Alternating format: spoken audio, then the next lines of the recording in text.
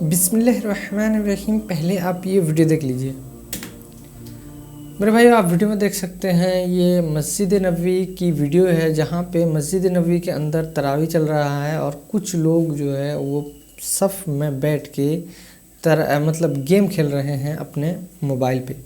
تو میرے بھائیو مسجد نبوی کا کیا کیا پروٹوکول ہے، وہاں پہ جو کچھ لوگ جا کے نعرہ بازی کرتے ہیں اس کے بارے میں کیا حکم ہے، وہ آج ہمیں سمجھائیں گے انجینئر محمد مرزا صاحب.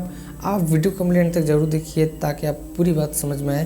بنا کسی تاخیر کے اللہ کا نام لے کے شروع کرتے ہیں. یہ معاملہ بہت سینسٹیو ہے. صحیح بخاری میں حدیث موجود ہے. صائب بن یزید رضی اللہ تعالیٰ عنہ کہتے ہیں میں مسجد نبوی شریف میں لیٹا ہوا تھا تو کسی شخص نے مجھے پتھر کی کنکری پھینک کر جگایا، متوجہ کیا اپنی طرف، آواز دے کر نہیں، چھوٹا سا پتھر اٹھا کے نہ میری طرف پھینکا، مجھے آ کے لگا تو میں نے یوں کر کے دیکھا تو وہ سیدنا عمر تھے، آواز سے بھی نہیں، اور مجھے اپنے پاس بلایا اور مجھے کہا کہ وہ جو دو لڑکے کھڑے ہیں نا ان کو میرے پاس لے کر آؤ.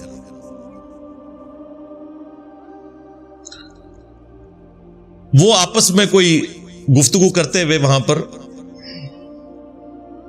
ان کی آوازیں بلند ہو گئی تھی تو سیدنا عمر نے انہیں اپنے پاس بلایا.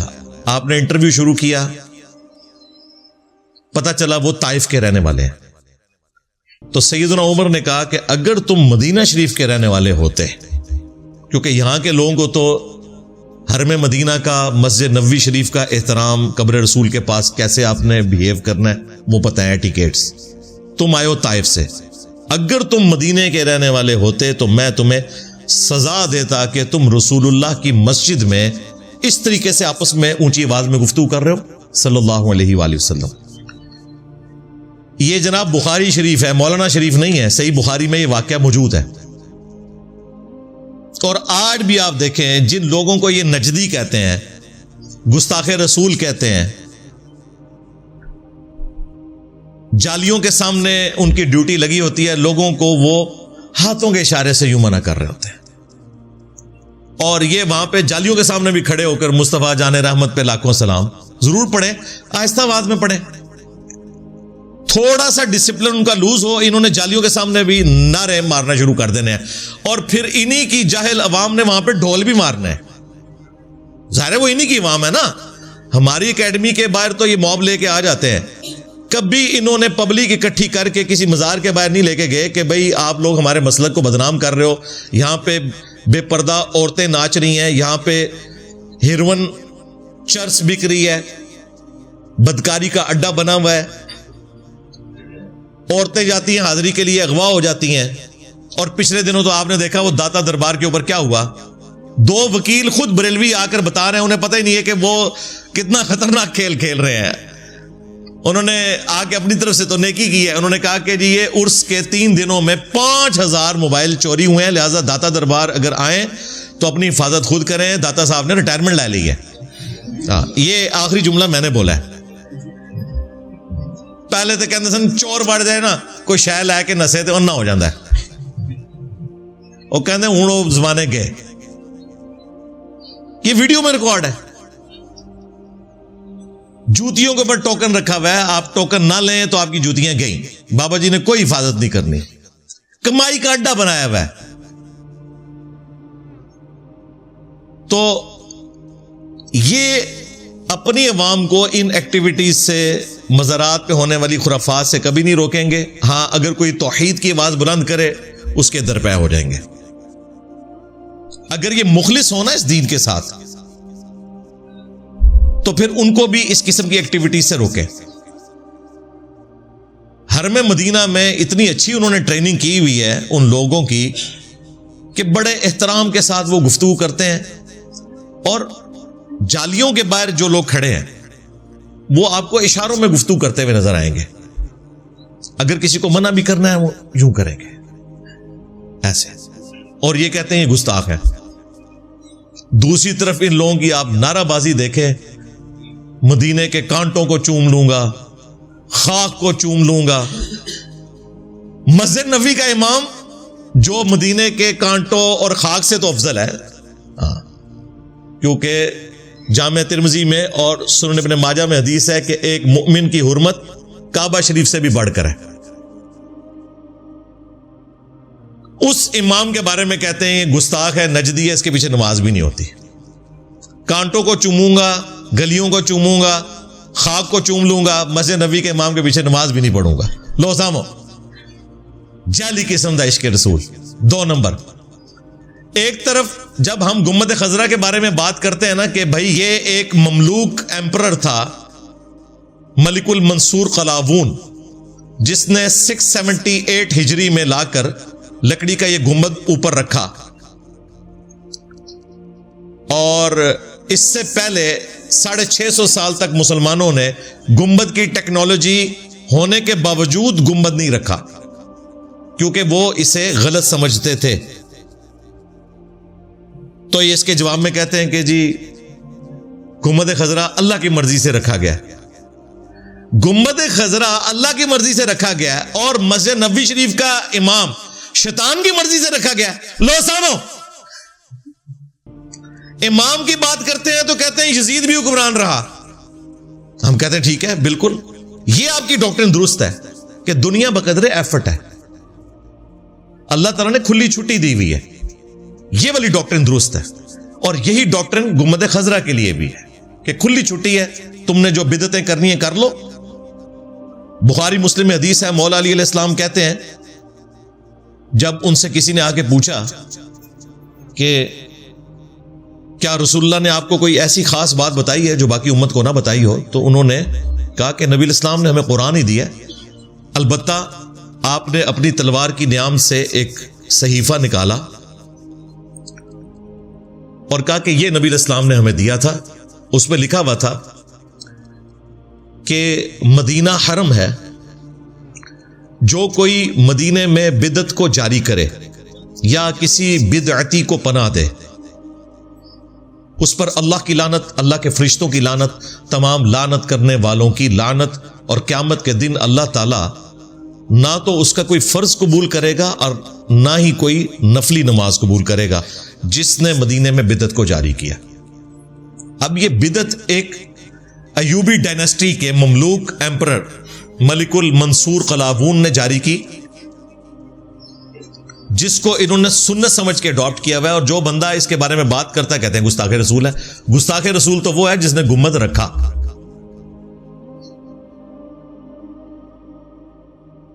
اتنی بڑی اس نے جرت کی جو صحابہ تابعین تبع تابعین نے نہیں کی، حالانکہ صحابہ کرام زندہ تھے۔ رسول اللہ کی وفات کے آلموسٹ 60 سال کے بعد قبۃ الصخرہ، ڈوم آف دا راک، اس چٹان کے اوپر رکھا گیا، گولڈن ڈوم یروشلم میں، جہاں سے نبی الاسلام معراج پر تشریف لے گئے تھے۔ وہ لوگ اتنا خوبصورت گنبد رسول اللہ کی قبر مبارک پہ بھی بنا سکتے تھے، نہیں بنایا۔ کیوں؟ انہیں پتا تھا کہ صحیح مسلم میں حدیث ہے نبی الاسلام نے 3 کاموں سے منع کیا، قبروں کو پکا کرنے سے، قبروں پر عمارت بنانے سے، اور قبروں پر بیٹھنے سے۔ ڈائریکٹ بیٹھنا بھی منع ہے اور مجاور بن کے بیٹھنا بھی منع ہے، دونوں چیزیں منع ہے۔ سیدنا عمر کو آج کا اربوں ڈالر جزیہ رومن امپائر کی طرف سے ملتا تھا، سونے کا گنبد بنا کے رکھ سکتے تھے، ٹیکنالوجی بھی موجود تھی، ٹیکنالوجی قبل از مسیح ہے۔ آیا صوفیہ جو یہ پچھلے دنوں کھول دیا طیب اردگان نے، جو پہلے میوزیم تھا، اس سے پہلے ایک چرچ تھا، نبی الاسلام کی پیدائش سے 40 سال پہلے یہ بنا ہوا ہے، نبی الاسلام کی پیدائش سے بھی۔ گنبد خضرا جیسے 1 درجن گنبد اس میں سے نکلتے ہیں، اتنا بڑا آیا صوفیہ، تو صحابہ کرام کے لیے مشکل تھا۔ پوری مسجد نبوی جو نبی الاسلام کے مبارک زمانے میں تھی، وہ تو چھوٹی سی تھی، اس پورے کو ایک گنبد کے نیچے لے سکتے تھے، نہیں بنایا، انہی احادیث کی وجہ سے۔ ٹیکنالوجی بھی موجود، پیسہ بھی موجود، اور اسی زمانے میں ڈوم آف دا راک بن گیا یروشلم میں، عبد الملک بن مروان اموی خلیفہ کے دور کے اندر۔ لیکن کسی نے جرت نہیں کی کہ رسول اللہ کی قبر مبارک کے اوپر کوئی گنبد رکھا جائے، یہ 650 سال کے بعد حرکت ہوئی اور 1837 میں اس کا کلر گرین ہوا. یعنی اس کا کلر گرین ہوئے ابھی 200 سال نہیں ہوئے. اس سے پہلے بلو کلر بھی اس کا تاریخ میں رہا ہے, وائٹ بھی رہا ہے. پھر سعودی حکومت نے 1926 میں آلموسٹ جہاں بقیع غرقت قبرستان میں بنے ہوئے بڑے بڑے مزارات گرائے, جو یہ کہتے ہیں مزارات شہید کیے. اور شہید وہ ہوتی ہے چیز جو خود حلال ہو, جو رسول اللہ کی نافرمانی میں کیا ہوا کام ہے اس کو ختم کرنا تو سنت کو زندہ کرنا ہے.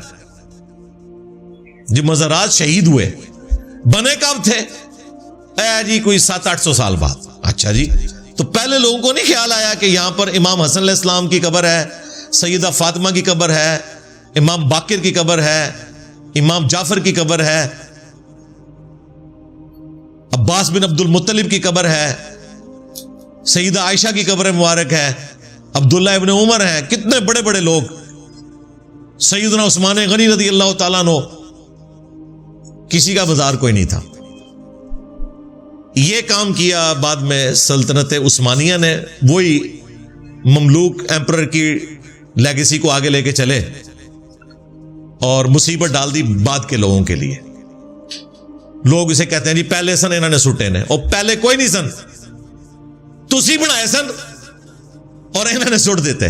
ہاں, اور اسی سلطنت عثمانیہ نے 400 سال تک 1517 سے 1917 تک, جب تک کہ یہ ورلڈ وار 1 کے بعد سلطنت عثمانیہ نہیں ٹوٹی, حرم مکہ کی جمعیت کو توڑا ہوا تھا. 4 مسلح ڈالے ہوئے تھے, چاروں اماموں کے نام کے اوپر انہوں نے امت کو 4 ٹکڑوں میں بانٹا ہوا تھا. ویسے کہتے ہیں چاروں امام حق پر ہیں, ایک دوسرے کے پیچھے نمازیں بھی نہیں پڑھتے تھے. سعودی حکومت نے ان کو وہاں سے ختم کیا. بلڈنگ سعودی حکومت نے توڑی ہے 1955 کی توسیع میں, اس لیے اس کی کلرڈ تصویریں بھی موجود ہیں.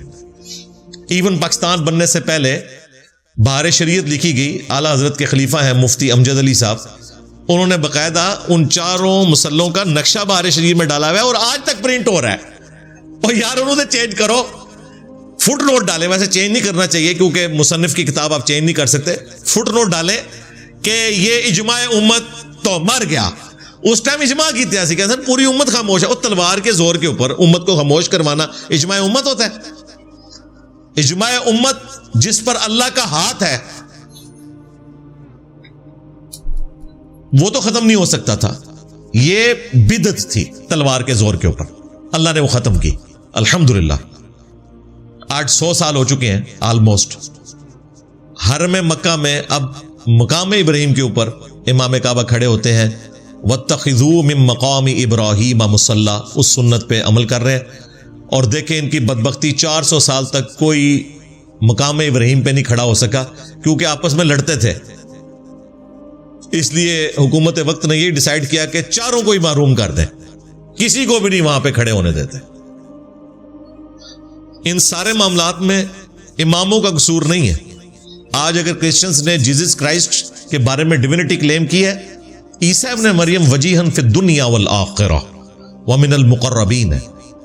اس طریقے سے امام حنیفہ, امام شافعی, امام احمد بن حنبل, امام مالک رحمہم اللہ اجمعین ورضی اللہ عنہم اجمعین وعلیہم السلام اجمعین, ساری دعائیں ہم ان کو دیتے ہیں. ان کا ان بدعتیوں کے ساتھ کوئی لینا دینا نہیں ہے. تو بات کہاں سے شروع ہوئی, کہاں پہ چلی گئی, میں آپ کو ہلکی سی ہسٹری بھی ٹچ کروا رہا ہوں.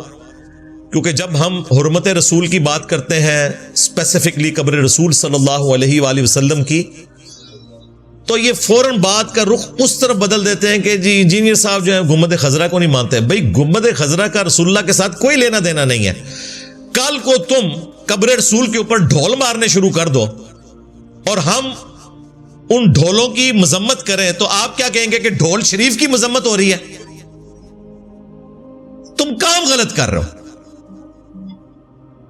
یہ کام جو رسول اللہ کی مخالفت میں کیا گیا گنبد رکھنے کا.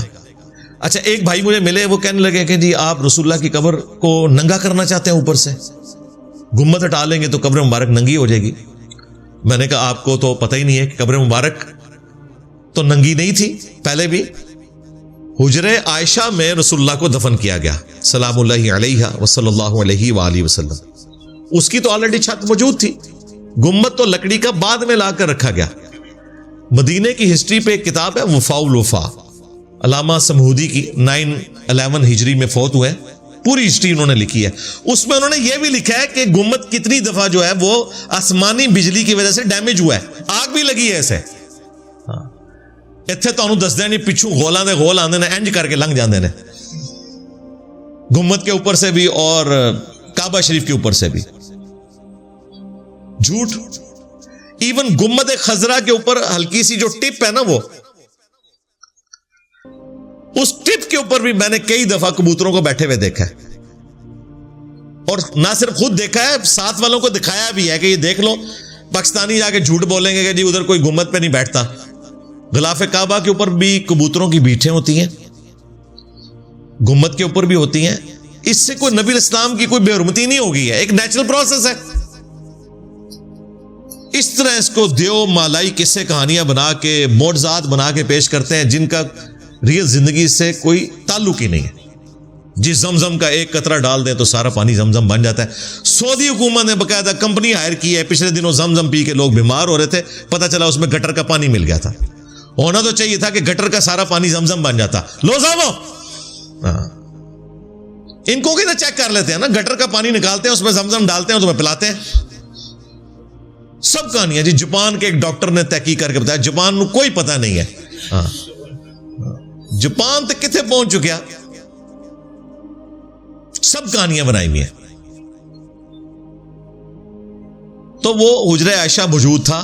جامعہ ترمذی میں حدیث ہے، سیدنا ابوبکر سے جب پوچھا گیا کہ نبی الاسلام کو کہاں دفن کرنا ہے، صحابہ اکرام میں اختلاف ہو گیا تھا. کچھ کہہ رہے تھے بقیع غرقد دفن کرتے ہیں، کچھ کہہ رہے تھے شام لے جاتے ہیں جہاں انبیاء کی قبریں ہیں. تو سیدنا ابوبکر نے کہا کہ میں نے نبی الاسلام سے یہ بات خود سنی تھی کہ اللہ تعالیٰ نبی کو وہاں پر موت دیتا ہے جو اس کے لیے پسندیدہ جگہ ہوتی ہے، لہذا تم اس چارپائی کے نیچے قبر کھودو جس چارپائی کے اوپر نبی الاسلام کی روح پرواز کر گئی. ایگزیکٹلی اس کے نیچے پھر قبر کھودی گئی اور وہ حجر عائشہ تھا. نبی الاسلام کی قبر کے اوپر کوئی بلڈنگ نہیں بنائی گئی، بلکہ آپ کا یہ پروٹوکول تھا کہ آپ کو اسی جگہ پر دفن کیا گیا جو اللہ نے آپ کے لیے پسند کی تھی. وہ بلڈنگ پہلے سے موجود تھی، کیونکہ یہ اپنے بزرگوں کی بلڈنگز کو حلال کرنے کے لیے اس قسم کی مثالیں دیتے ہیں. پھر